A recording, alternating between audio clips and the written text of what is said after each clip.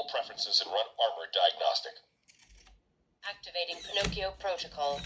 Beginning full spectrum movement assessment. Stand by.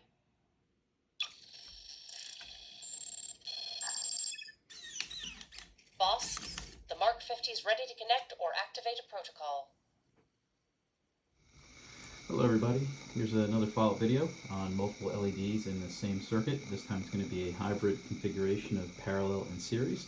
Hopefully you've had a chance to watch some of my other videos so you'll understand what these circuit diagrams mean in this particular layout. So let's go ahead and get started. So today we're going to set up a total of 6 LEDs and we're going to sort of mix up the configuration here. We're going to have a combination of parallel and series.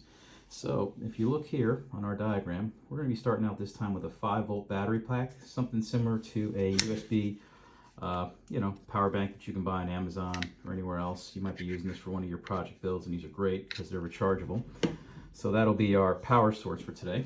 So we'll be starting out with 5 volts, and as I said, we're going to have 6 LEDs, D1, D2, D3 and 4, D5 and D6. And the first LED will be red, the second one will be blue, these two will be yellow, and these two will be red. So we're going to have to figure out what some of these component values are. In our previous videos I've listed the chart which shows the different color LEDs and what their values are, so we have those. However, we need to know what each of the resistors are and sort of what's the benefit of having a hybrid circuit like this. And just to recap, I have put the standard resistor formula for an LED circuit in the top corner here. And we'll just go over that really briefly. That's the resistor is going to be equal to the source voltage minus the voltage or the forward voltage of the LED divided by the maximum current of that particular LED. And this formula gets modified slightly when we talk about LEDs in series. We have to make sure that the VL is equivalent to all the voltages of those LEDs in series. And we'll get back to that when we get into it with the circuit here. So it looks like we'll have 5 volts coming out of the positive, coming into our first resistor to power the first LED. That same 5 volts will travel down and go through resistor 2 and power the second LED. The same 5 volts again traveling down the circuit will go through R3 and power D3 and D4, which are the next 2 LEDs tied together. These are in series because you're basically using one LED to feed the next.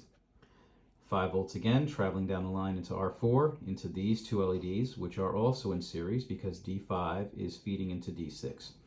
So this whole circuit is a hybrid.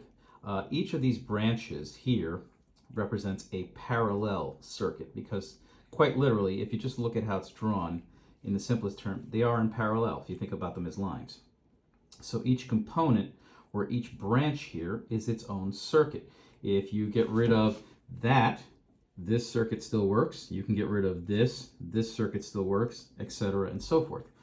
However, when you come into these branches here, these are their own miniature configuration. These are in series. And series meaning that each component directly connects to the next component in line. So in this particular branch, if one of these 2 LEDs was to go bad, this whole branch would stop operating. The same thing for this branch. So these 2 branches are in series, however the whole circuit is in parallel. So kind of what that means is when this is powered up and running, each of these branches can operate as its own independent. So if any one of these branches dies, the other 3 will operate, or 2, or however many go bad.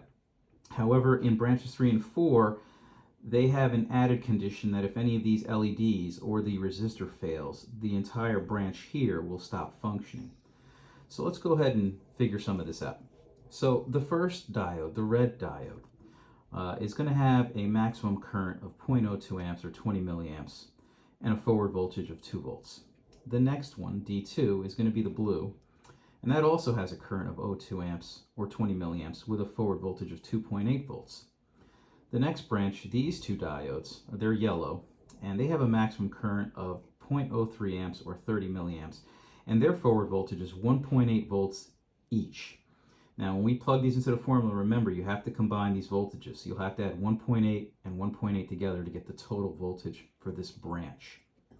The next branch of the circuit is going to be the red LEDs. They have a maximum current of 0.02 amps each, 20 milliamps, and each of their voltages is 2 volts. Again, you have to combine these 2 volts to get a 4 volt, which will be the total voltage for these two combined.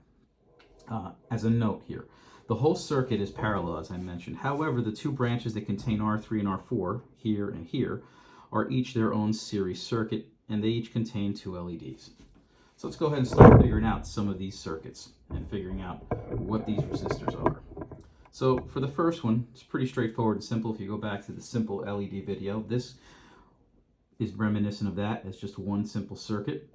So the way we find that resistor is we come over here, and that resistor is going to be our 5 volt source minus the 2 volts, which is the forward voltage of that LED, divided by 0.02 amps, which is the current of the LED, and you get a 150 ohm resistor. So R1 is a 150 ohm resistor. So now we know this one. Let's move on to the next. R2. Again, R2, 5 volts coming in, 2.8 volts for that particular LED. Its current is 0.02 amps. R2 is 110 ohms. So this is a 110 ohm resistor. Next, R3. Now this is where we get different. This is the series configuration. So going back to what I said, you'll have to combine these voltages to figure out what this R3 is. So R3 is going to be the voltage source minus the voltage of the LED here and the voltage of the LED here, divided by the maximum current that any one of these can handle, which in this case is going to be 0.03 amps. So here's the formula. 5 volt source, which is our battery pack, minus 1.8 for the first LED, minus 1.8 for the second LED, divided by 0.03 amps, which is the maximum current that any of those given LEDs can handle in that branch here, which gives you a resistor of 46.67 ohms. Now, you really don't find a resistor like this normally, so we're going to round that up and say that that's a 47 ohm resistor. So now for the last branch, R4, similar to R3, we're going to have our voltage source minus the voltage of the first LED minus the voltage of the second LED divided by the current. So we have 5 volts minus 2 volts minus 2 volts divided by 0.02 amps. So for R4, our resistor is going to be a 50 ohm resistor. Very close to the 47 ohms. You could do a little bit more math and find out if it'd be safe to substitute either of these based on the amount of current, but for now we're going to stick with the absolute values. So we've got that set up now. So we need 4 total resistors. We need 150 ohms for the first LED, 110 ohms for the second LED, a 47 ohm to control the 2 LEDs in this branch, which are the yellow LEDs, and a 50 ohm resistor to control these 2 LEDs, which are red. So why bother doing this? Why not just have it all one type of circuit or the other? Well, if you notice, we have different colors here, and each of them have different current amounts that they can handle and different voltages. So if they were all different, then I would just say stick with parallel. Don't bother with a hybrid, because you're going to have different resistors for each of them since they're all going to have different values. But if you notice in the case of R3 and R4, in branch R3, both of them are yellow. So you can simplify your life since they both require the same amount of current. Put them in series and you only need to use one resistor versus in parallel where you would have had to have a resistor for each of these. The same thing for the last branch, the red LED. These both have the same amount of current. So again, you can simplify this by only using one resistor versus having to use one resistor for each of them. However, as mentioned in a previous video, there are some drawbacks to either configuration. The drawback in the series configuration here is that if any one of the LEDs fails, the entire branch fails. But the benefit is that you only use one resistor to control the current for both of these LEDs. The other thing to take in mind is the total number of LEDs in a series configuration like this cannot exceed the total amount of the source voltage. That's why you only see 2 in here, because these 2 in this particular branch are 3.6 volts. So the 5 volts is enough to run it. If we were to put a third one in, we would exceed the amount of the source voltage. So that's a consideration to take in mind when you're talking about series configuration and putting LEDs in a string like this. Now the parallel, a little simpler circuit. You basically one resistor, one LED, and you just need to figure out what the current is, and that'll give you your resistive value. However, the drawback for this is that this produces a little bit more heat, and it definitely draws a little bit more power, because now you're adding extra components by having a resistor and LED every single branch that's in parallel. So weigh those options when you're setting up for your project or your build, and you can use them to your benefit. And again, this can all be modified based on your build. I mean, you could start with 12 volts, you could start with 3 volts, you could start with 9 volts. It all works. You just have to plug in the values and bear in mind the considerations I mentioned before. So I've got a sample circuit set up. Let's go ahead and bring that over here and just give this thing a shot. Move that out of the way. Here is our sample circuit. Here is our power bank. And we're going to go ahead and fire this thing up. And if all goes well, it should just turn right on. And there we have it. Now that's a little bright, so I'll have to turn that off when we talk about the circuit, but I'll leave that on for a second.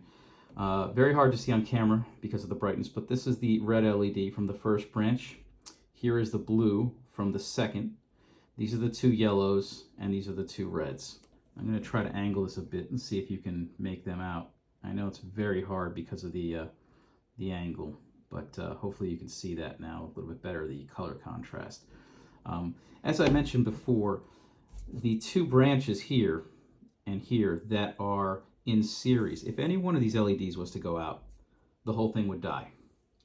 And as we can see, if the battery starts to dim down, you lose all of it as well, because again, we're not running enough power. So let's go ahead and fire that back up.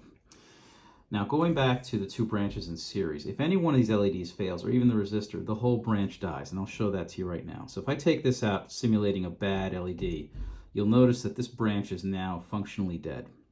Take that and put that back in, and that'll restore once we get that back into the right set. There we go. Now, each of these branches, you have 4 of them, operate independent. So you notice that even though this branch went out, the other 3 are still going strong. So we're going to put that back in. And just give me a moment here and get that squared away. Okay. These two on the top, these are in the parallel configuration. They don't have any other LEDs to feed afterwards. If one of them was to go bad, let's bring the power supply back on. If one of these was to go bad, you'll notice that the other branches still operate. Again, in the parallel configuration, any one of the branches can stop functioning and the rest of it will still work. In the series configuration, as below, if any one of these was to stop working, then the whole circuit stops. So I'm going to go ahead and power this down so we can actually look at this circuit. So let's take the power out of here, get that out of the way. All right, so again, as we saw in the schematic diagram, the positive voltage, or 5 volts, is coming into this side on each of the resistors. So here's our R1, R2, R3, R4. So we come in 5 volts into R1, which is our 150 ohm resistor, out of the resistor into the anode or positive side of the LED, and this is a red LED, out of the cathode side, which is the negative, to ground.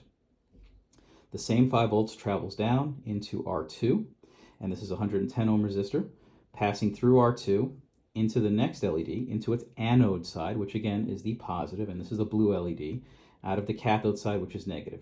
So that's the second branch.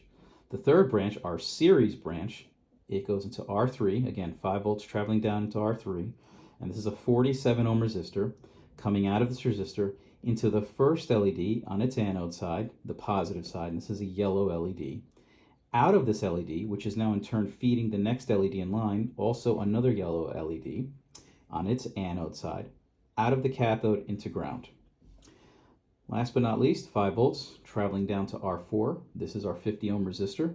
Out of our 50 ohm resistor into the first LED, and again this is a red LED coming in on its anode side, positive, out of the cathode, negative, into the next LED, also red because we kept these both red, into the anode, positive, out of the cathode side, negative. Now this is all the negative side, so you've got negative, negative, negative, negative. These are all tied together as they are in the diagram, and this goes all back to the battery, negative.